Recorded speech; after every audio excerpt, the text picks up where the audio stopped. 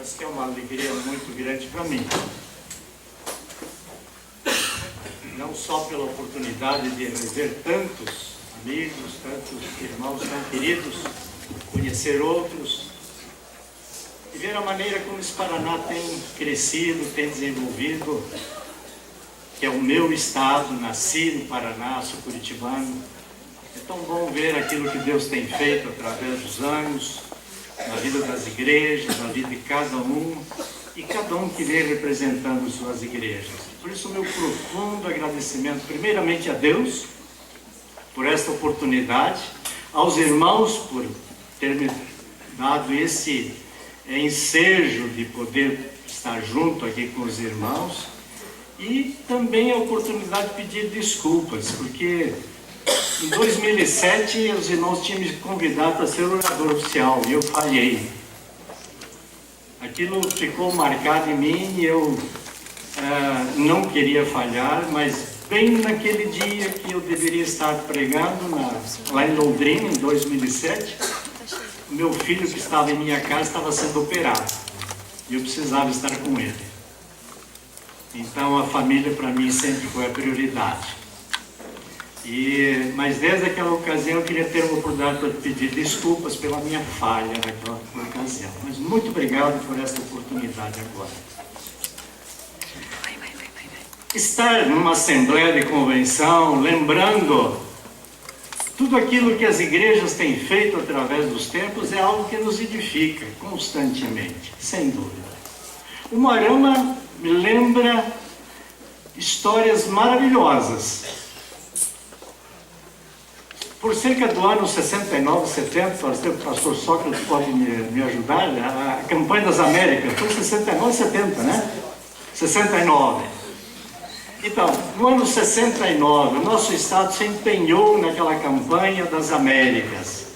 Tinha sido muito bem sucedido já aqui no Paraná, no Brasil inteiro, a campanha nacional de evangelização em 1965. Naquela ocasião eu estava em Lages, no meu primeiro trabalho missionário, iniciando o ministério, estava lá em Lages, Santa Catarina. Mas em 1969, eu estava como diretor de evangelismo da Convenção Batista Paranaense. E naquela ocasião nós fizemos um planejamento para todo o estado e fizemos séries de conferências em praticamente todas as igrejas, muitas vezes nas regiões, os pastores se revezavam dentro das regiões mesmo, para que até as igrejas pequenas pudessem ter uma série de conferências. E em cada região a gente procurou ter uma passeata com as igrejas da região e uma concentração evangelística, e o Moarama foi um desses locais. Mas era tão diferente. Em 69 nós conseguimos com a prefeitura licença para usarmos a avenida principal e viemos em passeata pela avenida principal aqui de Moarama, terminando essa praça aqui próxima, que não tinha nada construído em cima, e ali foi feita uma concentração evangelística. Aquilo marcou muito porque estavam todas as igrejas da região presentes, cada igreja levando uma faixa com o nome da sua igreja, e assim aconteceu em todo o estado do Paraná, graças a Deus, por aquela campanha que foi tão benéfica. Ela finalizou em Curitiba, e a primeira igreja de Curitiba deu um apoio extraordinário para aquela campanha. Era o pastor Cornélio Dorta Bernardes, o pastor naquela ocasião da primeira de Curitiba, e lá foi um trabalho muito grande feito na avenida principal de Curitiba, na Rua 15, encerrando na chamada Boca Maldita. Por isso, Moarama, desde que eu recebi o convite para falar diariamente todas essas coisas. E como é bom a gente poder pensar naquilo que as igrejas têm realizado. Isso não foi trabalho de convenção, não foi trabalho de diretor de evangelismo, foi trabalho que as igrejas realizaram. E tanto a campanha nacional de evangelização como a campanha das Américas foi um fortalecimento para a vida denominacional. Sem dúvida, aquele trabalho evangelístico ajudou a fortalecer as igrejas. Foi uma grande bênção, sem dúvida. Mas quando a gente começa a pensar no que era o Moarama e o que é hoje, agora que está completando 60 anos, uma cidade tão bonita, há muitos anos que eu não voltava aqui, Está tão bonita essa cidade. A gente fica pensando, quanta coisa muda, não é mesmo? É pouco tempo, quando eu me converti, só para os irmãos fazer uma continha rápida aí, né? Eu me converti em 1956, eu tinha 21 anos de idade. Sei que os irmãos já somaram bem rápido. Estou completando 80 anos. Quando eu me converti, eu me lembro tão bem, a gente tinha que levar a Bíblia para a igreja. Cada um levava a sua Bíblia. Hoje, quando começa o culto, o líder diz, abra o seu tablet. Na versão NVI. Um dia eu fui assistir uma inauguração e quando vi o pastor, eu pensei, puxa, ele vai falar e não trouxe Bíblia. Daqui a pouco tirou do bolso o seu tablet lá e começou a ler. Hoje tudo muda, é a tecnologia de hoje. Mas quando a gente começa a pensar em todas essas mudanças, e quando a gente começa a pensar especialmente naquelas mudanças que são benéficas, sem dúvida, mas tantas outras têm sido maléficas, a gente chega a uma conclusão: há uma verdade que nunca muda. E esta verdade que nunca muda é que eu preciso me submeter a Cristo Jesus. Por isso o tema desse ano da Convenção Batista Brasileira, que o Paraná também está acompanhando, submissão a Cristo, meu desafio. É algo que não muda, e o momento em que nós tirarmos a nossa visão desse alvo, tudo irá mal. Nós temos que aprender aquilo que Jesus disse no último dia de vida dele. Ele estava dando as últimas instruções aos seus discípulos, e a última coisa, entre as outras coisas que Jesus falou, uma das últimas coisas, ele disse: não se esqueçam, em outras palavras, sem mim nada podeis fazer. É uma submissão a Cristo. Eu não posso viver sem Cristo. E o momento em que eu perco esta visão, eu perco tanto em minha vida. Essa submissão a Cristo é algo assim tão extraordinário, que não somente é uma necessidade, mas como é maravilhoso poder desfrutar disso. Por favor, desligue isso, senão eu fico sem meu esboço. E eu sem esboço estou perdido.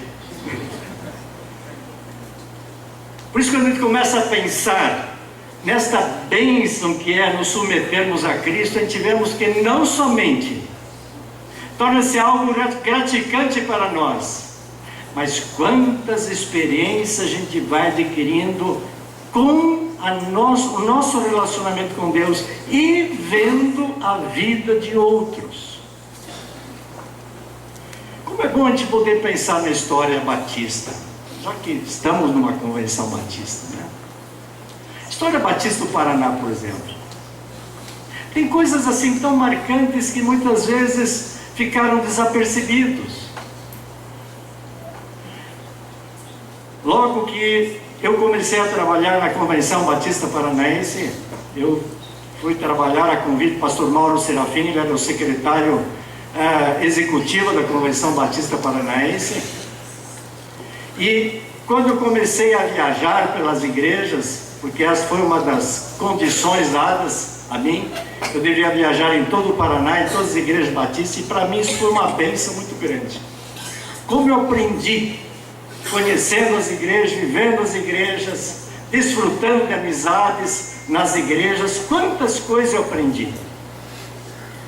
Mas uma das coisas que é interessante a gente pensar, que Deus realiza tudo de uma maneira tão extraordinária o que Ele quer fazer. E Ele usa pessoas. E essas pessoas passam a ser inspiração para as nossas vidas. Enquanto eu estava meditando naquilo que devia falar, me vieram à mente três nomes, obrigado. Três nomes. Dois deles eu não conheci. Um deles foi Salomão Ginsburg. Ele morreu em 1927, portanto, bem antes de eu nascer. Mas o que me impressionou sempre quando eu lia sobre a história dele, que os irmãos já leram também, sem dúvida, aquele homem, ele converteu-se nos Estados Unidos, era um adolescente, e quando converteu-se, o seu pai o expulsou de casa, porque seu pai era judeu. E ele foi educado numa universidade dos Estados Unidos, veio ao Brasil como missionário da Junta de Missões, a Missão Batista do Sul, veio para o Brasil como missionário, e os irmãos conhecem bem a história dele.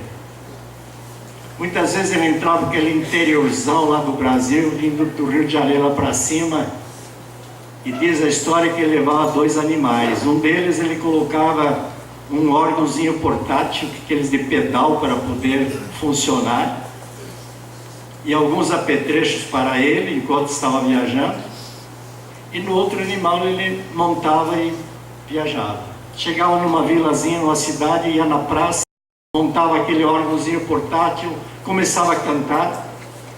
Ele era muito bom em música, tanto é que vários hinos do cantor cristão ele que traduziu do inglês para o português.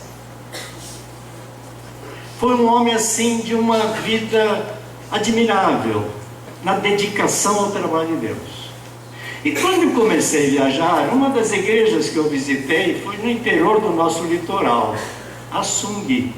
Os irmãos lá do litoral conhecem melhor do que eu ali aquela região. E quando eu cheguei lá, cheguei bem diferente do que Salomão Ginsburg chegou. Ele saiu do Rio de Janeiro de navio, chegou em Paranaguá. Em Paranaguá pegou um barco a remo, e segundo os irmãos que moravam lá, esse barco a remo levava de 3 a 5 horas para chegar em Assungui. A remo.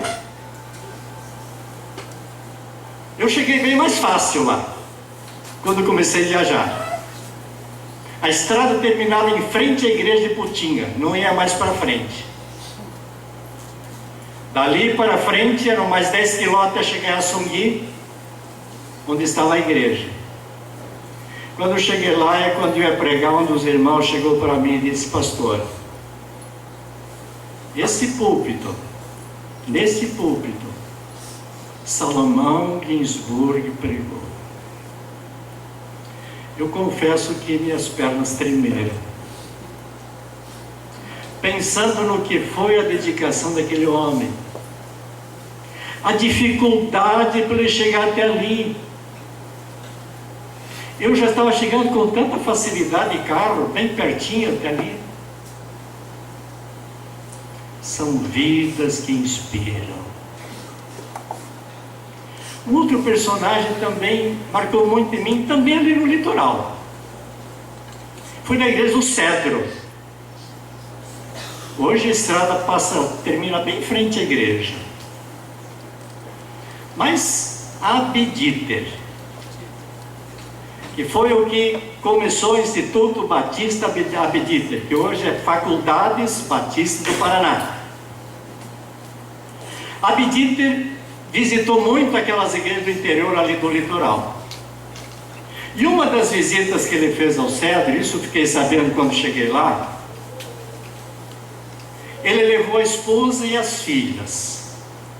Saíram de Curitiba, não sei se de trem ou de carro, mas em Antonina tinha que pegar um barco e entrar pelo Rio do Cedro até onde o barco podia navegar, porque daí ficava tão raso, não conseguia mais.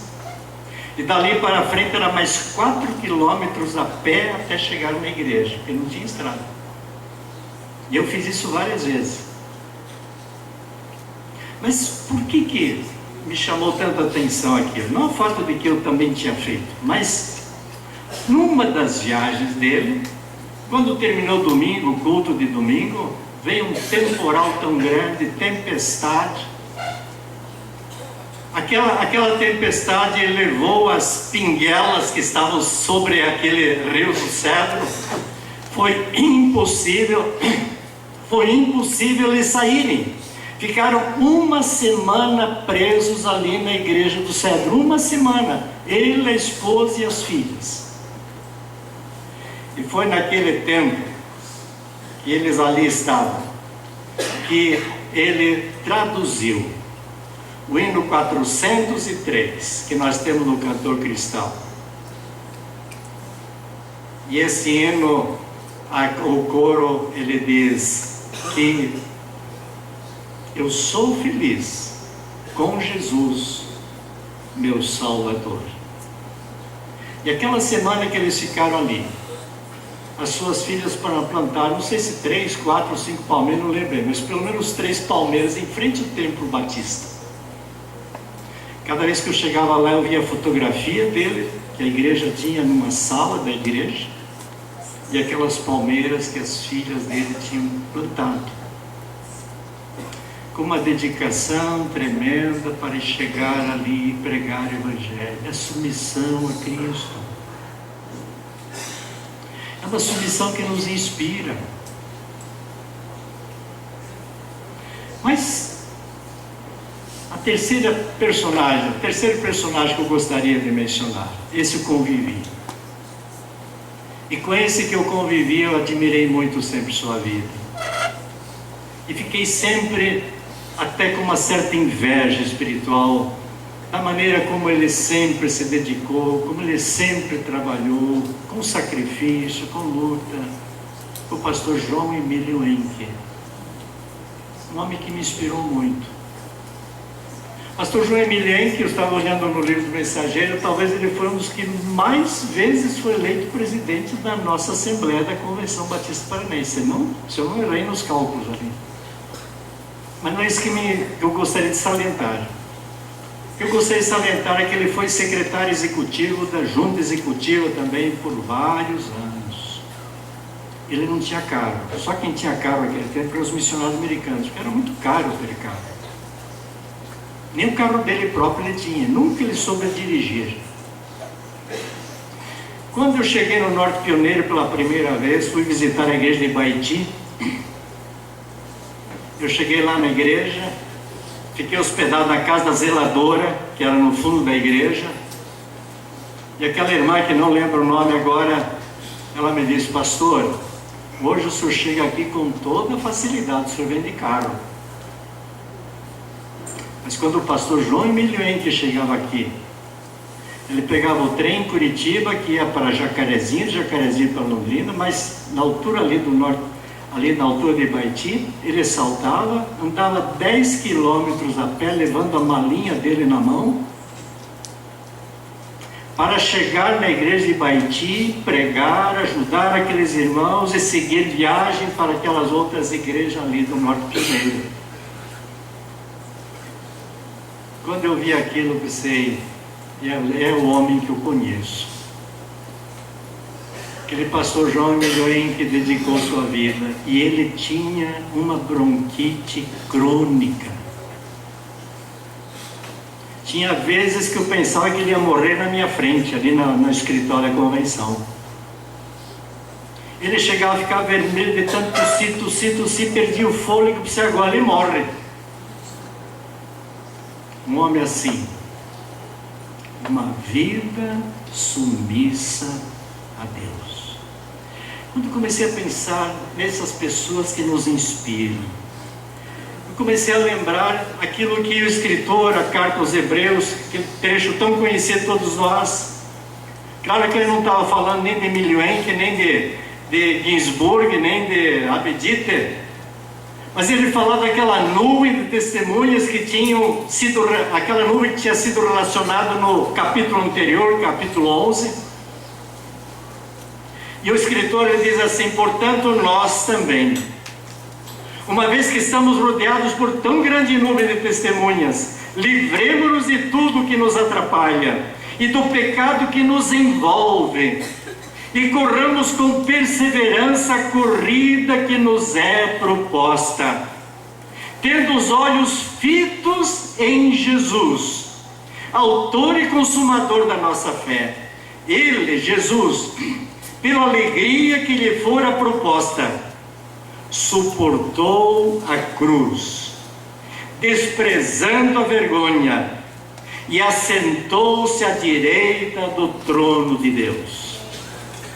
E daí o escritor parece que faz uma conclusão e ele diz: pensem bem, naquele que suportou tal oposição dos pecadores contra si mesmo, para que vocês não se cansem, nem se desanimem. Claro, aquela nuvem testemunha não só esses personagens que eu mencionei agora, mas aqueles que o capítulo 11 menciona, são sem dúvida uma ajuda para a nossa vida, para que aprendamos cada vez mais a nos submeter a Deus como eles se submeteram, muitos deles pagando com a própria vida. Mas não somente eles. O maior exemplo de submissão é de Cristo Jesus. E foi uma submissão tão grande que deixou a glória no céu. Como diz o escritor, ele achou que não era tão importante continuar com a glória no céu, mas sim tomar a forma da criatura humana.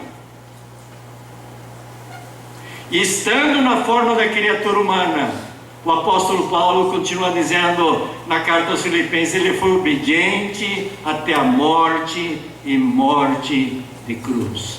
Exemplo de submissão a Deus. Jesus foi aquele exemplo perfeito para cada um de nós. Então não somente aqueles que nos rodeiam, mas especialmente Jesus, que é o nosso Salvador. Ele precisa ser aquele nosso alvo, não só nossos olhos fitos nele, para que possamos aprender o que é viver uma vida submissa a Deus, e fazer desse aprendizado o nosso desafio.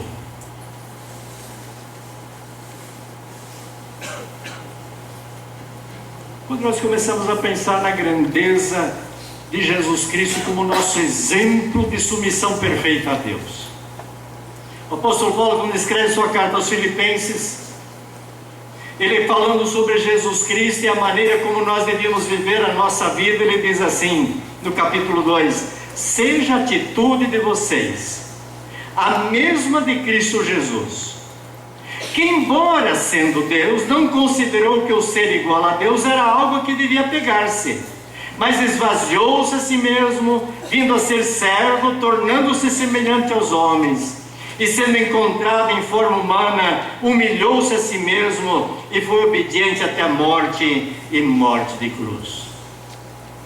Essa submissão que Cristo nos ensina, que nós devemos colocar como alvo para a nossa vida. Eu gostaria de pedir desculpa que não vou usar o texto, que é o texto básico para esse ano, que é Gálatas 2:20. Eu acho maravilhoso esse capítulo 2, verso 20. É maravilhoso, os irmãos também. Mas permitam-me usar. No último dia de vida de Jesus, no capítulo 15 de João, é algo que fala muito ao meu coração. Quando Jesus usa a figura da videira e das varas, aquela figura sempre fala muito ao meu coração, porque me reporta a minha infância. Não que na minha infância eu pensava nisso, eu só me converti com 21 anos de idade, né? Mas foi uma experiência que marcou muito na minha infância. Quando Jesus dizia, eu sou a videira verdadeira e meu pai é o agricultor. Todo ramo que estando em mim não dá fruto, ele corta. E todo o que dá fruto, ele poda, para que dê mais fruto ainda. Vocês já estão limpos pela palavra que lhes tenho falado. Permaneçam em mim, e eu permanecerei em vocês. Nenhum ramo pode dar fruto por si mesmo, se não permanecer na videira. Vocês também não podem dar fruto se não permanecer em mim. Eu sou a videira, vocês são os ramos. Se alguém permanecer em mim e eu nele, esse dará muito fruto. E daquilo que há pouco os irmãos repetiram: pois sem mim vocês não podem fazer coisa alguma.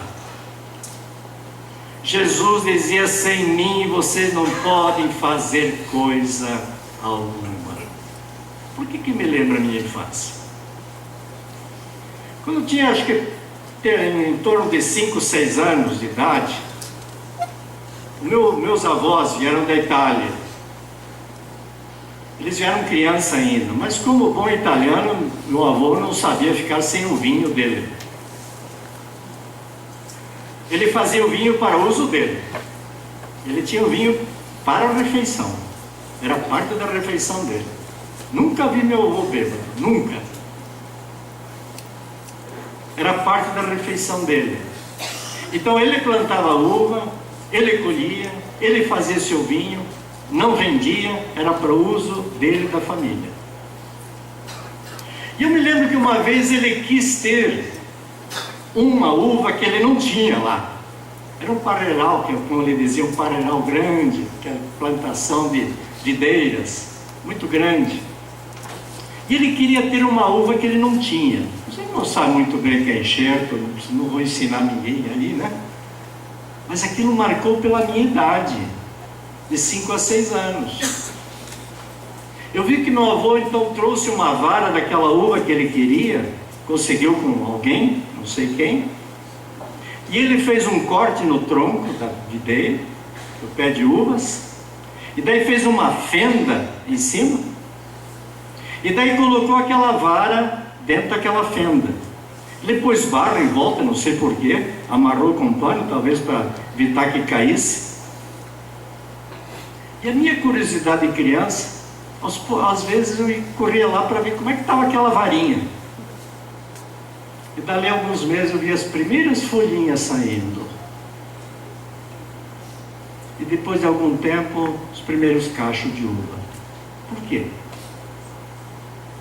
Porque a vara tinha sido colocada na videira e recebia a seiva que vinha da videira, por isso ela viria.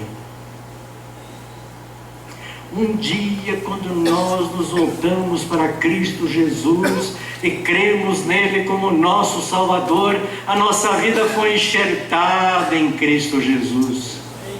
E essa preposição em, os irmãos sabem, Paulo gostava de usar. E tinha um sentido quando ele dizia em Cristo, quer dizer, dentro de Cristo. Era aquela vara que tinha sido colocada dentro de Cristo Jesus. E por isso recebemos a vida de Jesus Cristo. E é por isso que vivemos. Então a submissão a Cristo não é uma opção. É uma condição de nova vida com Cristo. A submissão a Cristo devo colocar para a minha vida sempre como sendo algo indispensável, que eu não posso viver sem ela. Sem mim vocês não podem fazer coisa alguma, dizia Jesus Cristo. E a submissão, portanto, a Cristo não é uma opção que eu vou fazer ou não fazer. Eu preciso. E eu só posso, e Deus somente vai atuar em mim se eu permitir. E eu só vou permitir quando eu tiver essa convicção de que eu preciso dessa submissão. E faço disto um desafio cada dia para a minha vida. E quando assim eu procuro viver com esse Cristo Jesus, fazendo esse desafio para mim mesmo, eu vou desfrutando não somente da bênção da comunhão, mas a gente vai aprendendo cada vez mais a maravilha desse Deus a quem nós servimos, nele vivemos e nele subsistimos. Submissão a Cristo, portanto, não é uma opção minha. Eu preciso. E que eu possa sempre pedir a Deus que Ele não tire meus olhos de Cristo Jesus. Que os meus olhos sempre possam estar fitos nele. E que eu faça disso sempre o meu desafio diário. Oremos. Nosso querido Pai, como nós te louvamos porque um dia pudemos aceitar Jesus como nosso Salvador. E como te louvamos por essa nova vida que Tu nos deste. Como te agradecemos, ó Pai, pela bênção que Tu nos concede de sermos Teus cooperadores, sem mérito algum, mas pela Tua misericórdia, pelo Teu grande amor para com as nossas vidas. Muito obrigado, Senhor, por esta vida. E abençoe cada um de nós. Nós oramos em nome de Jesus. Amém. Amém.